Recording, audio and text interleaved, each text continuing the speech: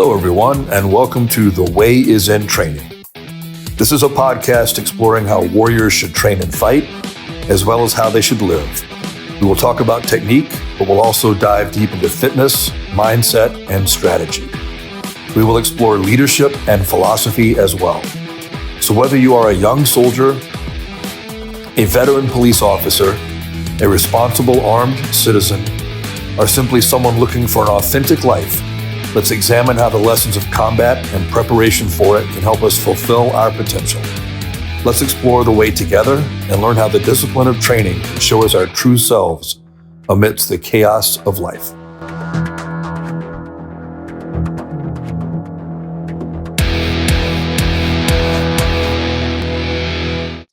Hey everybody, welcome back. In this episode, I've got my friend Kirk Holmer in again. Tactical games competitor, competitive shooter in general, and special forces vet. You've been on the show before, Kirk, but in case people missed it, give a quick rundown on your background, if you don't mind. Yeah. So my background, I grew up in Montana. My father was a military guy. I have a brother that joined the military. Loved the outdoors and shooting and just sports and all that stuff as a kid. Then I went away for 2 years, served a mission for my church, and came home and felt like I needed to join the military. It wasn't something that I had planned on, but the more I thought about it, the more I felt like it was the right thing to do. Joined the military at 22. I enlisted. And I enlisted with a special forces contract. So I went to basic in AIT for infantry, and then went straight to airborne school and then selection, and made it through selection by some divine intervention, and and then went straight into the Q course. About 2 years later, graduated as an 18 Delta. Which is a special forces medic, and I graduated and finished up all my training on September 4th, 2001. Pretty auspicious timing there.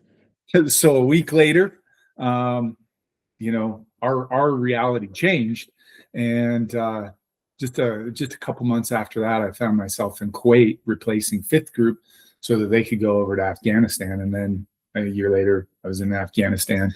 And so spent 22 years in the military total. About 20 of it was in special forces. In that time, I had, awesome opportunities to, serve in operational settings in Afghanistan, and then a lot of training missions all over Asia, and a couple in South America. And then I also got to be in charge of running our advanced skills detachment. So I was responsible for all the individual skills training inside of 19th Special Forces Group, which was the group I was with. So that was an awesome opportunity.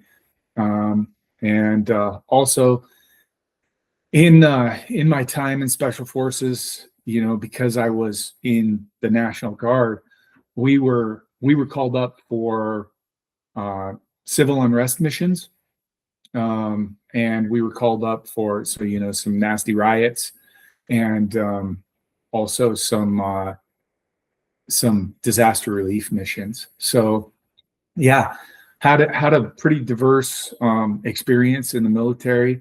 Retired, and then just did some competitive shooting for a while, which I had gotten involved in while I was in the military. Yeah, you represented the Guard, didn't you, as a competitive shooter? I did. Yeah. So while I was instructing, as our advanced skills detachment NCOIC, I got this crazy notion that I wanted to validate my skills, right? I wanted to see if I was really as good as I thought I was. So I signed up for a 3-gun competition, just a little local 3-gun competition. And it went very differently than I saw it in my head. I thought I was going to go in there and, whoop up on some folks. Yeah, it did not work out the way I saw it. That really opened my eyes. And though I was really good at certain things that we trained all the time, I wasn't as good as I could have been. Yeah. I hadn't reached the full potential of awesomeness that was out there. So that's why I all of a sudden decided, hey, I need to start getting involved in some competitive shooting. And I found out that the military, all branches of the military, have a competitive marksmanship program. And so I started researching that a little bit, and some guys in the Utah Guard heard that I was kind of looking and trying to find stuff out about it. And they're like, hey, we're in charge of the program. Would you like to participate?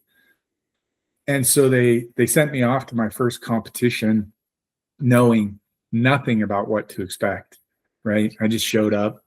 And this time I was a little more humble than I had been the first time. I was kind of like, hey, there might be some guys who are going to, whoop up on me.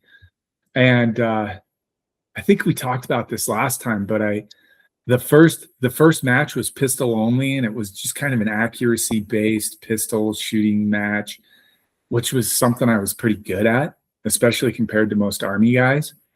Right. And so I smashed it, right?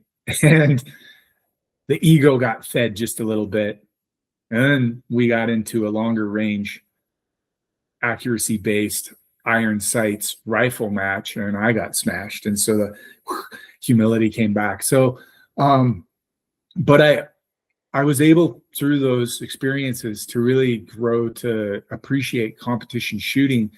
And through that, I got, after a little bit of training, and putting some effort into it, I got good enough to where the Guard invited me, the National Guard Marksmanship Training Center invited me to come try out for their All Guard program, which is the top competitive shooters in the Guard, and that compete, right? That compete in the program. There's probably some guys hiding out that are, amazing, but just don't know that the program exists. So I got accepted. I got the opportunity to compete in a couple of international matches. I got to shoot some action matches, 3-gun, USPSA, stuff like that. Just loved it and got hooked. And, it definitely, I'm a believer that competition shooting and tactical shooting have overlap, right? Yeah. And I'm not the guy who's going to say, oh, you do that in the street, competition shooting is going to get you killed in the streets. Hey, being able to manipulate your firearms in a way that is going to make you competitive, that's never going to be a bad thing. Yeah.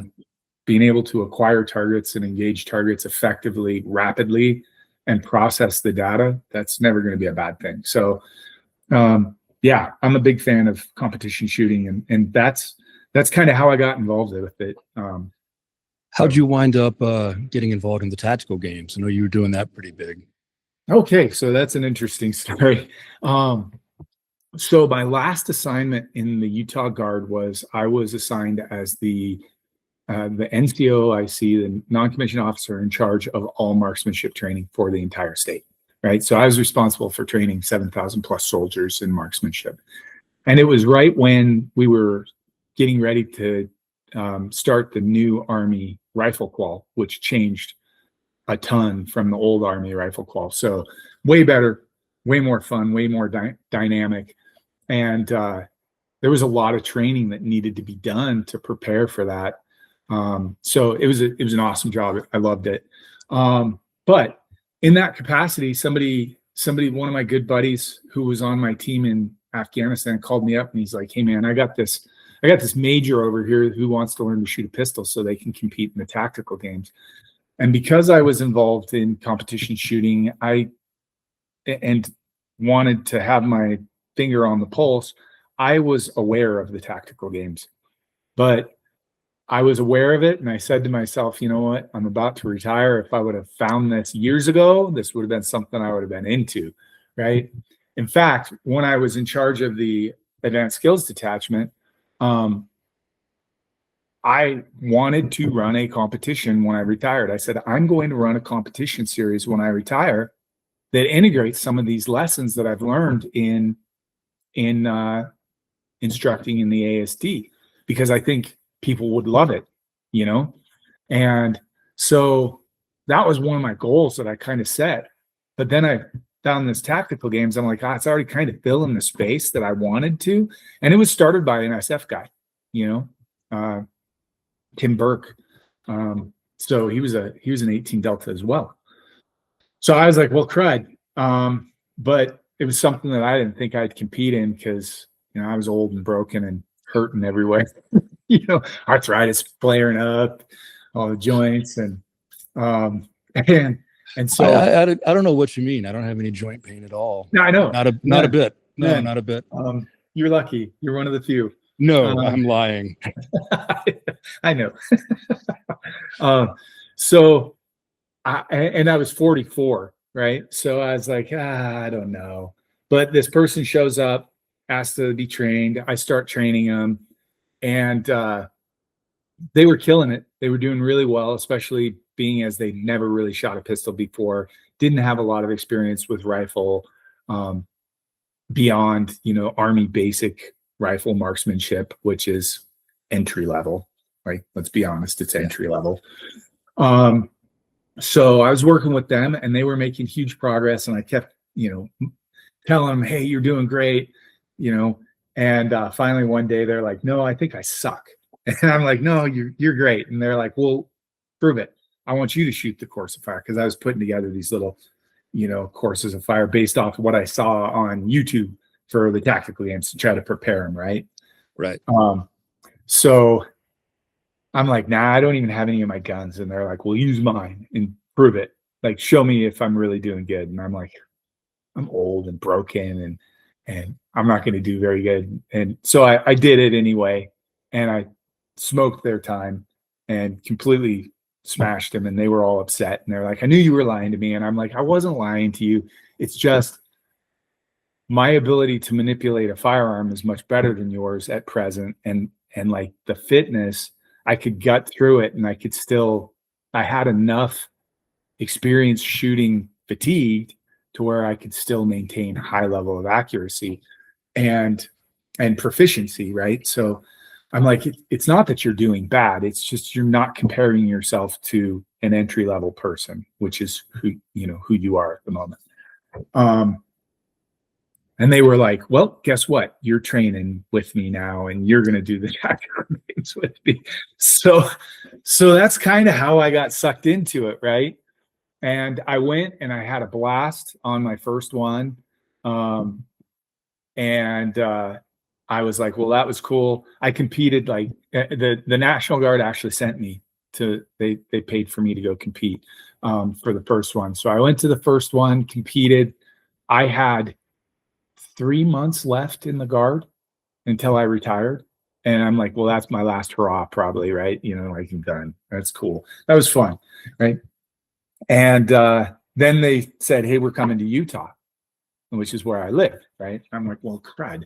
You know, I told them they should come to Utah. It's kind of a jerk move to tell them, yeah, you should come here and then not show up, right? So I showed up and I competed and I did pretty well, and I qualified for the national championship, the first national championship, and I went and competed. And there were places in my performance in the national championship where I fell very short. You know, I had not focused heavily on strength training because, quite frankly, SF is more of an endurance sport. You know, You got to be able to carry a ruck, got to be able to cover distance. You know, you got to be strong. You got to be able to, but endurance is really, it's endurance biased, you know, I would say. And I think like it's weighted endurance bias, like it's rucking biased over running biased. Yeah. And see, that was was something that growing up in Montana and packing elk out of the mountains and, being a Boy Scout and going on lots of hikes, I was great at, like rucking was my jam. And so that was one of the things that really, but like, okay, so I could carry 75, 80, 100 pounds for a long period of time pretty quickly. But picking up 200 pounds and, getting it up on your shoulder, 200 pounds of sand and getting it up on your shoulder, that was a different type of, and what really got me was a clean and jerk, which is something I had never been exposed to in SF. I had just started training it prior to the event, so clean and jerk got me. And okay, that's that sport, so, but then I was like, hey, I see this sport has potential. I saw the audience and the participants, and it was exactly what, I mean, it was a lot of what I had been trained to do. And it was a lot of what I wanted to do with my goal to start a competition series, because what I saw out of that community, right, out of the competitors, is it was opening up a lot of people to the idea of shooting, right? Because I mean, there were people who showed up and they're like, hey, I'm a CrossFit athlete. I saw this on YouTube. It looked awesome. I looked it up. And I went and bought a gun last weekend, and and they got their scopes mounted backwards, like literally, like, and so it was an opportunity to really start helping people develop skills that could benefit them in really times of crisis or throughout their life. I think shooting in and of itself is therapeutic and really beneficial. But I saw this community and I was like, man, I want to get involved. So I got pretty involved for about the next 3 years, trying to RO and help plan and running training camps for them, and or helping run training camps for them and instructing. And I was pretty involved for the next three years. And it was great. And they've grown huge, now they're really big, and they've kind of gone their direction. And it's, and I feel like I have something else to offer, something to add, and a way to make it even more accessible to people. And that brings us to the match you're starting up. So let's talk Right. about that for a minute. Yeah. Okay. Not letting you get a word in edgewise, am I? That's all right. That's all right. So the match, so I guess to explain this a little bit more, this goes back to like our background as SF guys, right? Special Forces. We're kind of we're kind of the jack of all trades, master of just a few. And one of the few that we're masters of is force multiplication, right? So we try to make places better and build assets and communities, and when we go overseas, we're normally working by, with, and through, so we have our indigenous force, and we train them to operate alongside us, or sometimes, if we do our job well enough, we can just kind of turn them loose and let them go, and they can operate, and we can just advise, right? That's our goal. Sure, we have to have a high level of direct action skills and all of that, but really what we're masters at is unconventional warfare and force multiplication. And that's like, I don't think a lot of people realize that is pretty unique in the special operations world. Right. Like other units do a little bit of FID, but it's not really the same kind of thing. No, it's not. Like going to a country and just teaching some guys for a couple of weeks isn't really the full extent of what SF does. That's like a little sliver of it, right? Yeah. Really that highest level is, deploying to a foreign country, non-permissive environment, linking up with, building rapport, training, equipping and facilitating those guys becoming capable of doing their own unilateral operations. So that's kind of where we're at. So that's kind of what I was trained to do, what we were trained to do. And I started going on these missions, these civil unrest missions and disaster relief missions. Hurricane Katrina was a perfect example.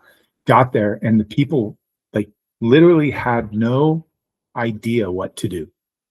Like they were completely, and it wasn't just the people who were trapped. It was the local leaders, even like the FEMA leaders were just like, we didn't know what to do. In fact, when and I wish I could remember the guy's name. He was a 20th group major. I think it was Hill, if I'm not mistaken. It may have been Holiday. I can't remember his name. I'm sorry, sir. If you see this, I apologize for not remembering your name. A lot of TBIs. There's a Holiday, so it's probably him. Probably Holiday. All right. So when we arrived, it was just like chaos. People were going every which direction. They're like, there's no tracking, there's no coordination, there's no unity of effort, right? And Holiday walks into the little command center that they had set up in Harrah's casino and is like, what is going on here? And there are people arguing and they're like, we don't know. And he's like, well, this is pretty simple. Like, let's just grid off the map. It's already gridded. Look at that. That's weird, right? And they're like, okay, cool. And then he turns to the city planners, the city, and local officials. He's like, where are the most likely places that we are going to be able to be successful in finding survivors? And they're like, well, these are the places that probably have the most stranded. And they started like prioritizing locations. And in probably 30 minutes, that guy had a plan put together with all of them. And so he was able to use his skills, their knowledge to come up with a plan. He brought his cognitive skills and really impacted how that was being operated. And then we just jumped in our Zodiacs and cruised around, found people, evac'd them out, coordinated air and things like that. It was a pretty cool experience, but at the same time, it was kind of sad because so many people just had no skills, no training, no awareness of how to make their life better in a bad situation or get themselves out of it. So I say all that to get to this. I realized that very few people in a complex, dangerous situation are actually assets. Yeah. Most of them are liabilities. Okay. So what is an asset? An asset is somebody that you can count on that helps you achieve something, right? Liability is something that does the opposite, that you have to account for, that you have to take care of, right? That's a pretty broad definition, right? But not an untrue one. Yeah, so hopefully not. So I came up with the idea of developing a competition series called the Total Operator Challenge, right? It's a little bit of a cheesy name, but hey, who doesn't want to train like an operator, right? I mean, I still want to train like an operator. So the Total Operator Challenge and what an operator is, what sets an operator apart is their capability to adapt and overcome, their capability to use all of their training and skills and to think critically in the moment and achieve mission success. They're assets in multiple environments, right? And scenarios. So I am going to integrate Fieldcraft into these competitions as well. So the competition is going to be two different, you can go through it in two different ways. You can do 1 day competition, or you can do 2 day competition. All right. 1 day, it'll be the Friday before the 2 day competition starts, and it's going to be all the way through. You're going to do 10 stages 1 day. And those 10 stages are going to test you on strength, endurance, work capacity, fieldcraft, and shooting, right? And there will be no fitness events by themselves. All fitness events will include shooting. There may be some shooting events by themselves or shooting stages by themselves, but all fitness will be coupled with shooting, because as a former operator, right, I realized that fitness is only the vehicle to get you to the objective. Yeah. Right. And it's important. It's very important to be fit, because it helps in a lot of different ways. But the fitness is the vehicle to get you to the objective. Once you're at the objective, it's your skills that determine mission success. And people will argue that in some instances. They're like, well, what if you get to the objective and you have to conduct hand-to-hand combat? Well, guess what? I would put you against a world record marathon runner, and his fitness level is probably superior to yours, but I think you'd win a fight. Well, it goes back to skills and like sport specific adaptation, right? Like specific fitness. Right. Something, if you don't mind me hopping in for a second, there's something that really interested me about what you said about this. So I was on somebody else's podcast just the other night, The Gun Experiment, and it's a pretty cool little podcast. But they asked me what were the 3 qualities I thought people should try to take from special forces, like other people, civilians, other military, law enforcement. What 3 attributes should they work on developing like an SF guy? And that's a good question. So the 3 I had were fitness, obviously, but I specified that you need the endurance you measure in days and weeks, not necessarily the endurance you measure in minutes and seconds, right? Yeah.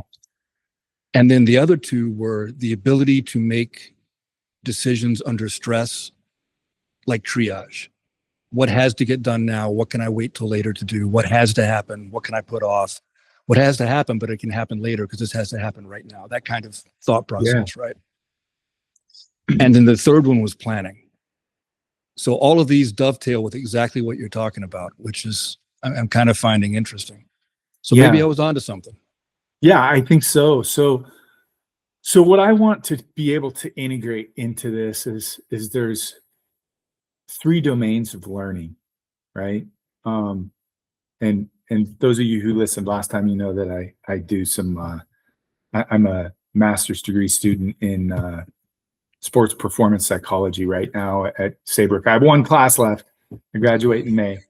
So, but it's been a great experience learning, and I think it really dovetails into this. So there's 3 domains in learning. There's psychomotor. So like, how do we manipulate things? How do we do things? The physical skills that we create, can I do a magazine, change under stress? Can I do it in the dark? Those kind of things. Can I assume a good steady firing position, acquire a sight picture, and break the shot without disturbing it? Those are all psychomotor, right? So those are good. Then there's the cognitive, and that's your knowledge and learning, right? So you know how to plan, you know how to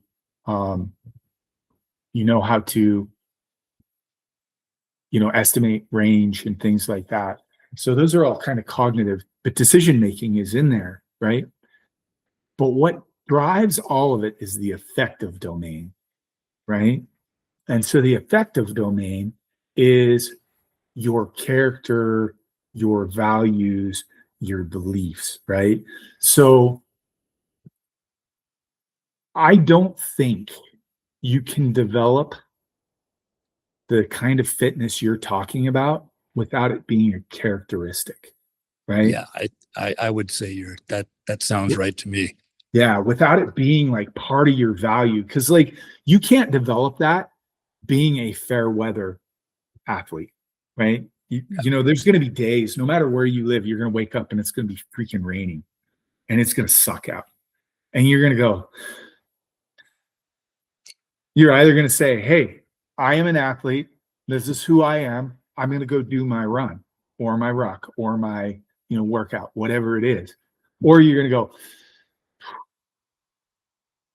I can take a day off. It sucks out there. It just sucks out there. I don't want to do it. It's going to be wet and cold. I could get a cold, my socks will get wet. I'm not feeling it, dog, and you're going to check out. So I think that you totally hit the nail on the head, because I think you kind of incorporated the 3 domains of real learning in that. And that's what I'm going for too. I want to create that. And I think going back to what you were just talking about, I remember people at selection that were just physical studs, Animals. like 10 times the athlete I would ever be on my best day, right? Oh yeah, and they didn't make it. Right. And I remember thinking I'm a pretty good runner, and I ran like an 11:15 2-mile, and I stepped off the track at 11:15 and looked around, and I was like mid-pack. Yeah. Like there were dudes running 9s, I'm just like, good gosh, I got killed, and then, talking to guys, I'm like, hey, what'd you score on, because PT tests, they all tell you, hey, it's an indicator of how well you're going to do. Guys are like, yeah, 300 easy. First team event, they're on the side of the road. Like it was hard, and it was freaking hard, man. Well, and I have a theory on that too, based on my observations, right? It's sometimes people that are that capable physically, their ego, their image of themselves that they want to be, what they want to portray themselves as, is tied into that physical perfection. Right. And selection breaks you down. So I think a lot of them got disheartened when they started getting broken down. And we're worried about ever regaining what they had, if that makes sense. No, it does. And there's actually a really good podcast series called Building the Elite that talks about a lot of the psychological aspects of going to selection and special operations and things like that. Really good listen. Maybe not quite as good as the way is in the training, but the way is in training, but it's pretty good. And they talk about, how the elite athletes often don't succeed because, and there's a couple of things that they hypothesize. One of it is a lot of the time, elite athletes through high school and stuff, they just succeed. They don't really get tested to that higher level. And then when you go in, so they're always successful. And then you go into, selection where sometimes they make it to where you can't win. Yeah. Like they're going to build it to where you can't win.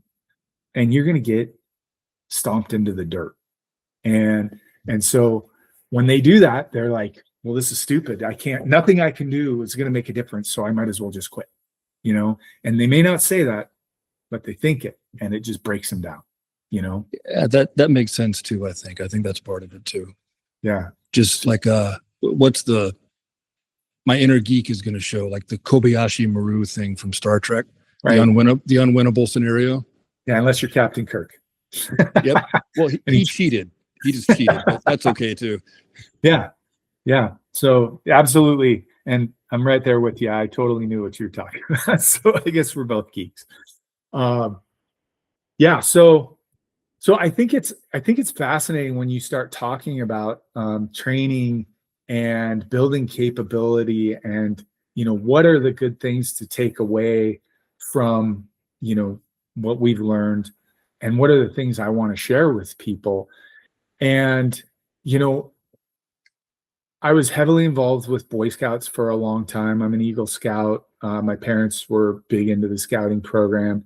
And I loved the concept, and Boy Scouts of America, well, Boy Scouts in general, for those who don't know, was actually developed by a military guy who recognized that that the young men that were showing up to India had no field skills. He's like, these kids suck in the field, you know, and you know, we live in a world today where there's every convenience, and it's so easy, and it's so easy to not be prepared for the power to go up, to not be prepared for your Google Maps to not work, to not be prepared for, you know, all of these other contingents out there. And so I wanted to start helping people develop skills and values and mindsets that will help them succeed in these times of trouble and difficulty. And that's the goal behind the Total Operator Challenge, is to build a community of mentors and lifelong learners who are wanting to grow and learn and become capable of being assets in moments of need, you know. You know, and I don't know how you're planning on testing things, but like in my head, I'm already envisioning things like starting a fire as part of a stage, or land navigation. There's a good chance that something might happen like that, because I hate it when I think you should lose your man card if you can't start a fire. You know, pretty much. At least a corner of it, man. You know. Well, and like think about this. I mean, if an EMP were, God forbid, to happen, right, how many people would be totally helpless? Yeah, just completely helpless. Yeah, absolutely true. And that's what I saw in Katrina. You know, now they didn't really need a lot of fires because it was hot, but you know, they weren't able to cook any food. They weren't able to procure any food. We were rolling up on people that were like, "Hey, we've been out here for 3 days. We haven't eaten anything. We don't have any water," you know. And yeah, it was pretty scary, you know. So, well, or like the first winter after my wife and I moved to Texas, there was a huge snowstorm. I think we brought it from Illinois. I think it was our fault, right? So the power was out for a couple of days, and there was a snowstorm, and people were panicking. Like, people were panic buying bottles of water, and you know, and we just gathered up snow and cooked it on a camp stove and got water. It was no big deal. There was all that white stuff on the ground. Right. And it amazed me how so many people felt like they had to make a run on Walmart for bottled water when there's like a foot of snow on the ground. Yeah. So some things that, I mean, I'm really big on, and part of it's from my Boy Scout, you know, past, but they're things that have served me throughout my time in special forces. Like I will tell you that one of the main reasons I passed team week, I could carry everything. I was young, you know, like they gave me stuff to carry. I was going to carry it, keep my mouth shut, not complain. Right. I was going to do my part. But I was a really good lasher. I was a really good knot tire, right? Because I grew up in the hills. I was a Boy Scout, and like we were always making crud out of sticks and, you know, twine. And so when my team started building apparatuses, you know, for team week, initially, because I was really young, a lot of guys took exception to me being there, and they were like, "You just stand over in the corner. When we need something heavy picked up, we'll ask for your help, right? But other than that, just stay over there and shut up." And I was like, "Hey, I'm pretty good at tying stuff. I can help with the lashing." And they're like, "Nah, over there," you know? And so after about halfway through day one, when our apparatus kept falling apart, I was like, "Can I relash it, please?" And, you know, they provided you enough to do a really good lash, but no extra. So you had to be good at it. And so I was looking at it. I'm like, guys, I can do this. Trust me. Like I'm actually good at this. And so finally they're like, okay, lash that one up. If it falls apart, you don't get to talk anymore. And I'm like, deal, you know? So I went over there, I lashed it up. That thing held like a champ the whole time. And, you know, the other 3 lashings broke apart and they're like, hey, go lash those. And I said, nah, we're going to do one better. I'm like, I'm going to lash them, but I'm going to teach you all how to lash them. Yeah. And then we're all going to be able to do this. I'm like, it's not rocket science. It's actually simple, but there are principles you have to follow and simple knots that you have to know. And once you know those, trained monkey can do it, right? And I found myself having to lash stuff and tie knots in Afghanistan, in Hurricane Katrina, you know, throughout all my training events all over the world. There was always some little stupid doohickey that we didn't have that I had to make on the fly, you know, and just knowing how to do those little things, you know, knowing how to tie the right knots enabled us to get, you know, some people out of places. And so those are really, really good skills to have: knot tying, fire starting, navigation, basic first aid, knowing how to put on a tourniquet, not being terrified to do so. Knowing how to pack a wound, knowing how to set an IV. Yeah.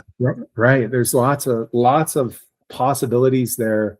And so how I'm going to test them, that's still is, you know, some of them will probably be integrated into the actual stages, and there will probably be stages that are just fieldcraft. And that can go down to observation techniques, keep in memory games, you know, Kim games, stuff like that. Those are all fieldcraft. They're all things that we need to learn to do. I mean, you were law enforcement. You know how well people actually remember details. Horribly. We all think we do. Abysmally. Yeah, we all think we do, but we don't. And it's all about training yourself to remember those things, you know? So, but that's the overall goal is to provide a vehicle to create a community for people to start improving their skills and their access to training and their motivation for training and how they see themselves, and then have a venue for them to come together and validate those skills. Just like me showing up and being like, man, I'm the coolest guy in the world. I'm going to do great at this 3-gun competition. I don't even know how to quad load. You know, I just get smashed. Right. So, you know, competition is a validation is a very important step in our learning process. Right. And honestly, I think training needs to be broken down. We talked about this a little bit too, where training needs to be broken down into the exploration and the exploitation, right? Yep. And competition is a low penalty for failure or subpar performance, opportunity to validate that. Because like, man, you don't want to go into a life or death situation where you're freezing, your family's freezing to death. And you're like, man, I thought I knew how to start a fire, but I actually don't. Well, That's I mean, any life-saving skill shouldn't be practiced the first time when you're trying to save a life. No. And it kind of goes back to our soft imperatives, right? Like we say soft can't be produced in response to an emergency, right? No, it has to be done ahead of time. It's too late. When the bad things happen, it's too late. Skills are the same way, man. Now you will run into people who can transfer skills, you know, like, hey, I've never learned to do X, but I know some other things that helped me, you know, transfer those skills in. But like some specific skills, man, you're gonna fall to the level of your training. And I I had an experience with that. I kind of hate to share this, but I had an experience with that in Afghanistan. You know, when you go over there, sometimes it's hard to maintain a good fitness program. Yeah. because you're operational and you're really going hard. And I had been there a couple of months and I hadn't been able to maintain the fitness program that I normally did. And it was the day before Thanksgiving, 2003, and we're rolling on a two vehicle convoy in Konar province, like driving the one road they have along the Konar River, right? And we knew there had been heavy IED operations there. We knew that there were locations on our route that were very likely to have IEDs. As the lead vehicle, we came down through a hairpin turn, and I called over the radio. I'm like, hey, this is the perfect place for an IED. Like, guys, be real careful. Get through here fast. We come up and out, and we're climbing out, and I see the second vehicle, soft gun vehicles, by the way. We're in a Land Rover Defender, and the other guys are in a Toyota Hilux. See the vehicle drop down in, detonation, bumper goes flying. I know they're hit, right? 100% know they're hit. We stop on the high ground so we can get the machine gun up and provide cover if needed, start calling medevac and close air support. And me as the medic, I jump out, I grab my aid bag, and I got to run back there to check on these guys. And I know there are credible guys that have, sworn up and down that they got that adrenaline boost and did superhuman things. I'm telling you, that run to that vehicle was the hardest run I have ever done in my life. And I wanted to die. Everything in me was like, just quit, like just walk it. But like my cardio was not there. And I walked away from that moment. Luckily those guys were all okay. They were jacked up, but they all lived. Miracles happened, and had to medevac all three guys from the vehicle. But they all lived. And the thing I walked away from that is that whole, you're going to rise to the level of, what's needed. That is absolute and utter BS. It's a Hollywood myth. We all love to see it in Hollywood. Rocky pulls it out at the last round. Yeah. No, yeah. That's not how it works. It never works like that. No. And so I was like, never again, man, never again. And I went back and I started, like, didn't matter what was going on. I was getting my PT in. And after that, it didn't come down to like Kirk being the weak link on any cardio events. That's for sure. So, that's kind of the goal with it, of the Total Operator Challenge, is get people. It almost sounds like you're kind of turning elements of our pipeline into a match, kind of a little bit. Yeah. I mean, certain pieces and parts. So, I've had one SF guy go, "Oh, train like an operator." Sure, I want to train like an operator. I'm like, bro, yeah. I mean, it is like, think about the first week of SEER school. It's just like, it's like the coolest week of Boy Scout camp ever. It's like, hey, if you can kill it, you can eat. You can eat it. And it's like, well, this is cool. What's off limits? And they're like, red-headed cockaded woodpeckers, and don't you dare go after a bald eagle. Not that you'll see one there, but other than that, you're like, as a country boy, that's exciting stuff. Hey, you got to build some weapons, and you're like, I get to build weapons. I made a crossbow. It was pretty cool. We did a trebuchet once. Yeah, I mean, not in SEER. But my team did a trebuchet once. That's cool. Yeah. Can you imagine being like a Taliban fighting force, cruising up, and a trebuchet opens up? A guy gets smashed by a giant boulder next to you. You're like, what the heck just happened? Oh, that'd be cool. Not for the Taliban. No, this sounds like a really good competition, honestly. Like, I think it's a good idea. Yeah. How can people find out about it? So we have a website. It's totaloperatorchallenge.com. That has all the rules. It's going to have all the events. And here's the other piece. Like I said, we're going to test Fieldcraft, but like we want you to have the opportunity and exposure to those skills. So everything we're going to test, we're going to post on a YouTube channel that you can go and watch and learn and then try out at home, with your buddies that you train with. We're not going to spring something on you like, hey, you got to do call for fire, buddy. We're not going to do that. It's going to be things that you've had the opportunity to train and learn. And that's part of the motivation of it, right? You gotta learn it so that when you show up, you're ready and prepared to perform. And then you find out how well it actually is in your brain housing group. Can you perform? So totaloperatorchallenge.com is the website. It has all the rules. At its core, this is a shooting competition. You will win or lose based on your shooting skills, right?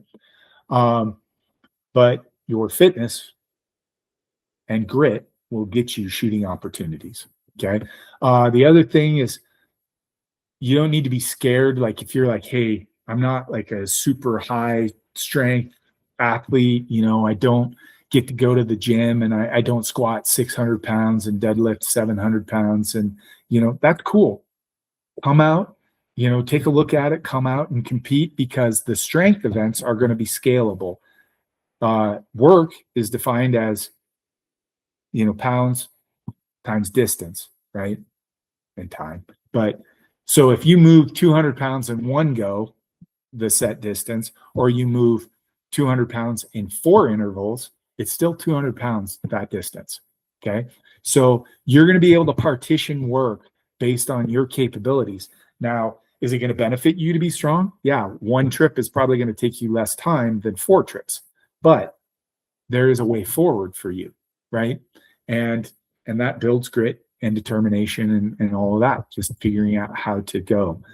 The other thing that we're going to integrate is some decision making, so like you're going to have to make choices based on the situation. A lot of sports will give you one choice, like you have to achieve X. We're going to give you choices like, hey, you got a 6-minute of angle target that you can shoot, or you've got a 3-minute of angle target you can shoot, or a 1-minute of angle target you can shoot. What are your skills? How are you feeling right now? You score points based on your skills, right? So I can hit that 1-minute angle target. I'm going to score better than if I hit the 6-minute angle target, rightly so, right? But if I miss that 1-minute angle target, I get nothing, Yeah. So it's kind of, knowing your limitations and your skills and when you can really depend on them. Those are important things to know. Knowing what's in your wheelhouse matters a lot. Yeah, 100%. And that's tactical decision making, right? Like, what can I do now? What is the situation? What are my, what's my Met TC, as I like to say, and what are my capabilities? What is the situation? And what can I reliably perform? So now, do we have a date yet for the first one? So I'm looking at a couple of different venues, but right now the one venue that I have locked down is in Ibapaw, Utah. It's a private ranch. So they're going to allow us to kind of have a little bit more leeway than a lot of other places. It's a private ranch, and it is July 10th through the 12th. All right. So the 10th will be the one-day guys, the range staff. If people want to come out and volunteer to work on the range and be ROs and scorers and things like that, they can come and compete that day and do all of it in one day on Friday, the 10th. And then we're going to run 2 days, the 11th and 12th, Saturday, Sunday, July 10th through 12th. Now, in keeping with the decision-making aspect, is there going to be a different weight to the scores if you do it all in one day because of the fatigue effect? That's one question that I'm kind of trying to decide. I almost think I'm going to make them different divisions, but I haven't 100% decided on that. It's kind of going to come down to sponsorships, like who wants to, like what kind of sponsorship support we get, because that's going to determine how many divisions I can really, do a good, prize table for. If you know what I mean. And that brings us to something else. What kind of equipment rules for firearms, for gear? Yeah. So let's go to the requirements first. Like what are the maximum and minimum distances and target sizes and stuff like that. So our maximum distance for rifle can be out to 700. Now, our average engagement range is probably going to be around 150 or so. Targets, we're going to use a mixture of steel and a mixture of paper targets. Like I said, you may have varying sizes that you can engage. We're going to try to have a minimum of 6 minutes available for especially the fitness stages. When we get into like long range stages where it's just a shooting stage, you're probably not going to get a 6 minute target at the longer ranges. And that's just going to kind of be one of those cream rises to the top events, right? So we're going to be looking at, a mixture of targetry, a minimum of 6 minutes of angle available on rifle, down to maybe as small as 1 minute angle. But there will be the option for that bigger target if there's going to be a tiny one, right? And then pistol, we're looking at about 2 inches per 5 yards minimum size, right? So if that target is 15 yards away, it should be a 6-inch target minimum. Now, there may be some smaller ones, or I guess that's maximum size. Well, no, it's not maximum size. We could go bigger if we want to. And you may be shooting some IPSC style targets, on some shooting only stages. But on a paper target, we're going to try to give you at least 2 inches per 5 yards for pistol. Okay. So it can be tough shooting. Okay. So what are the firearms requirements for this based on that?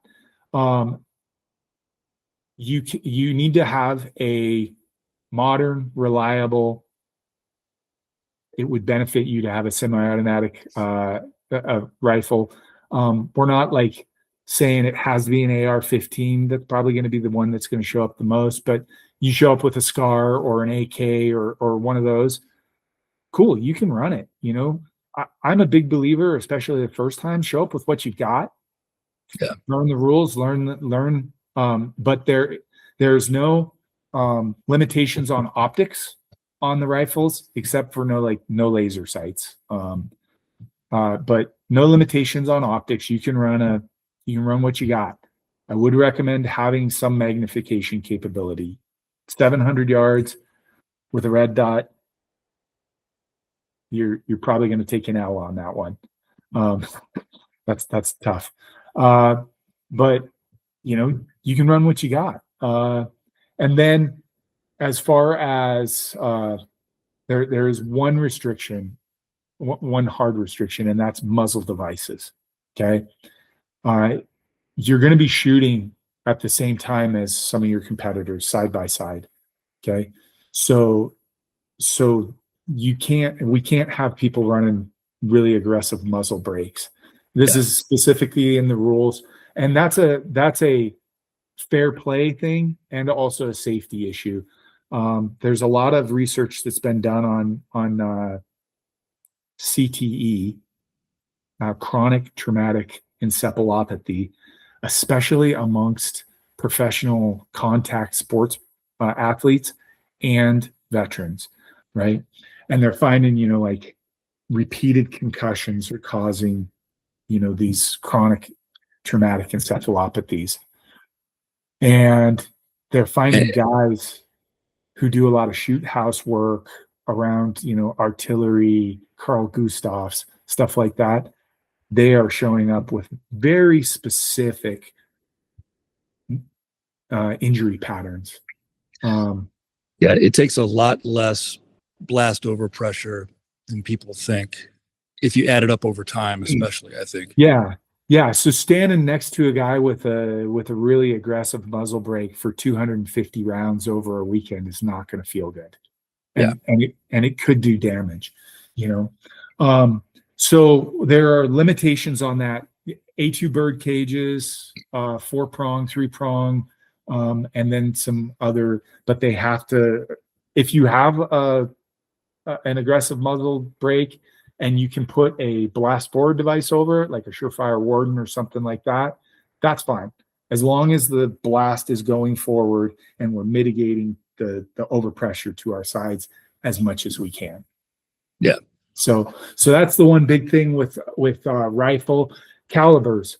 223 to 308 are authorized. Anything in between, as long as it is not traveling more than 3,100 feet per second, because I don't want to jack up my steel that I'm going to have out there.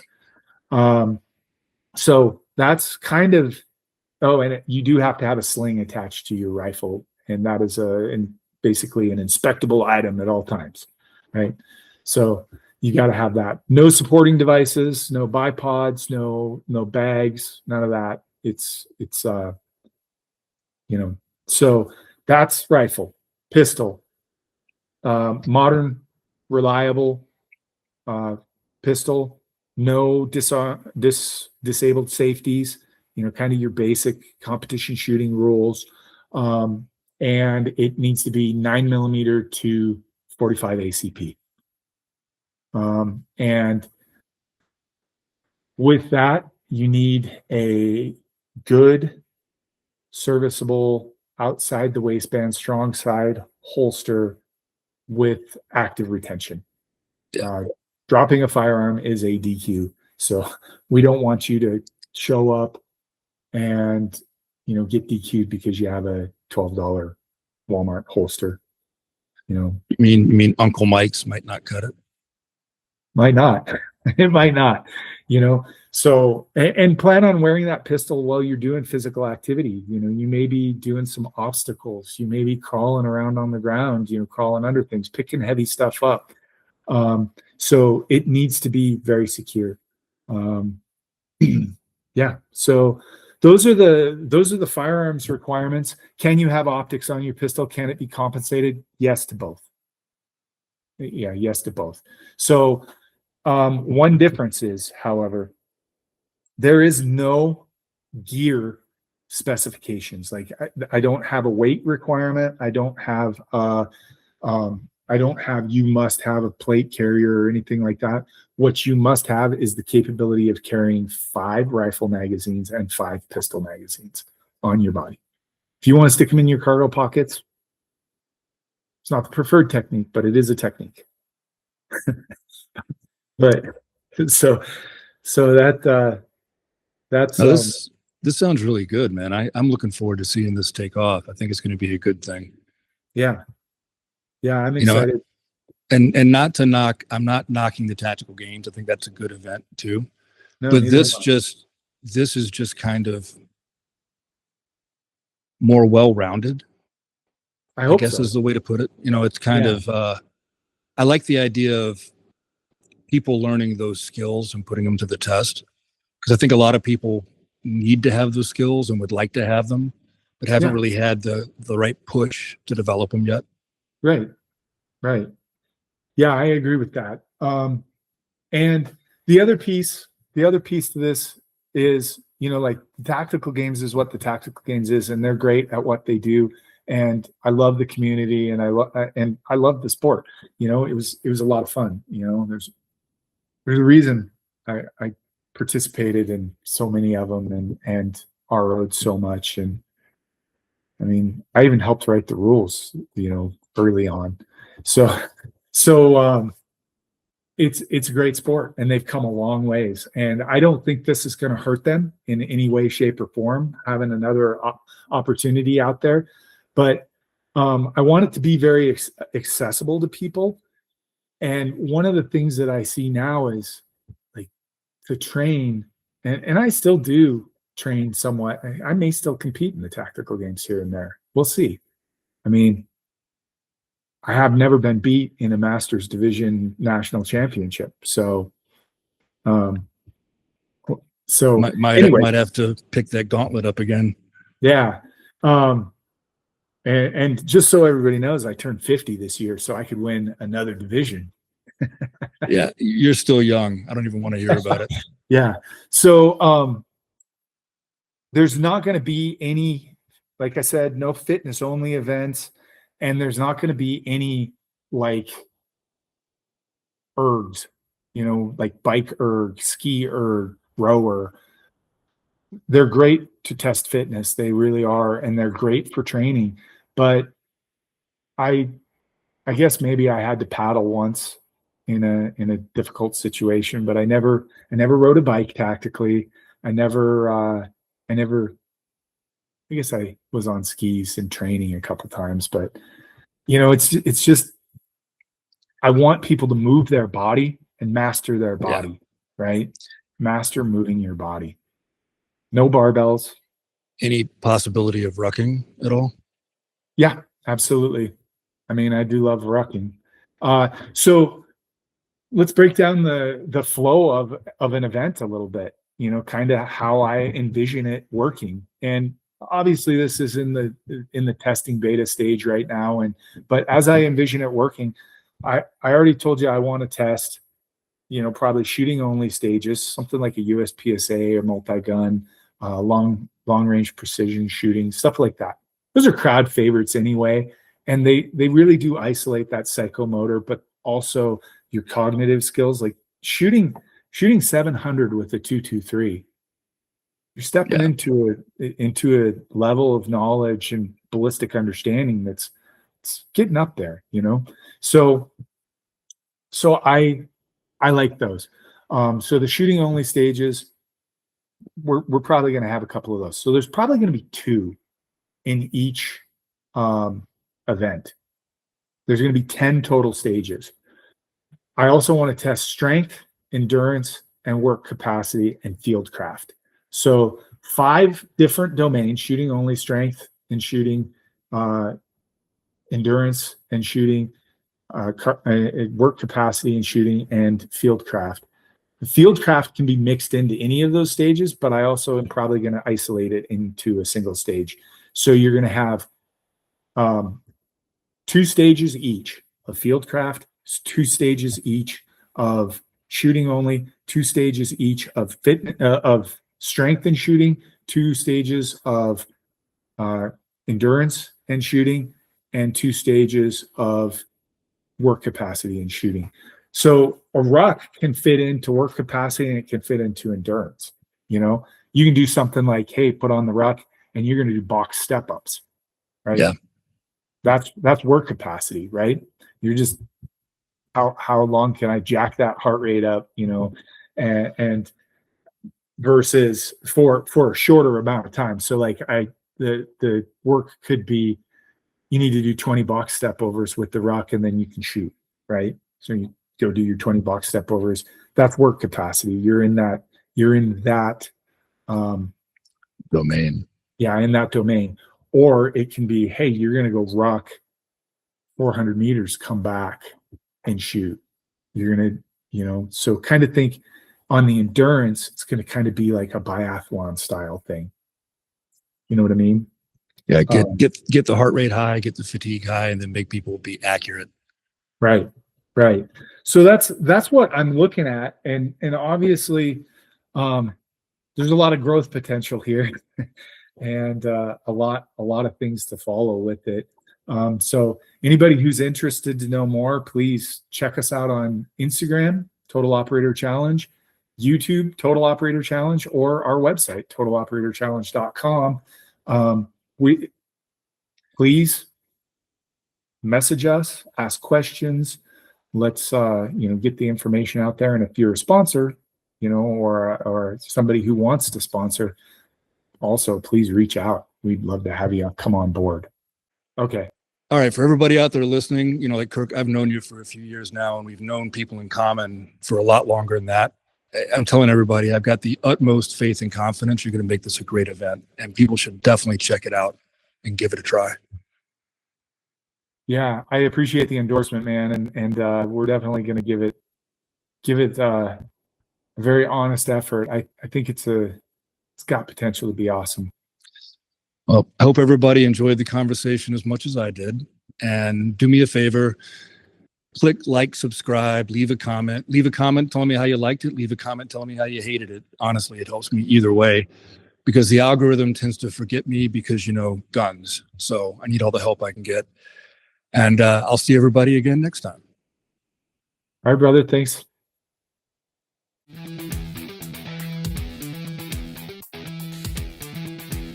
Thanks for tuning in, everyone. I hope you enjoyed this episode of The Way is in Training.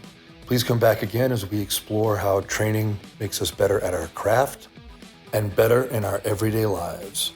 See all of you soon.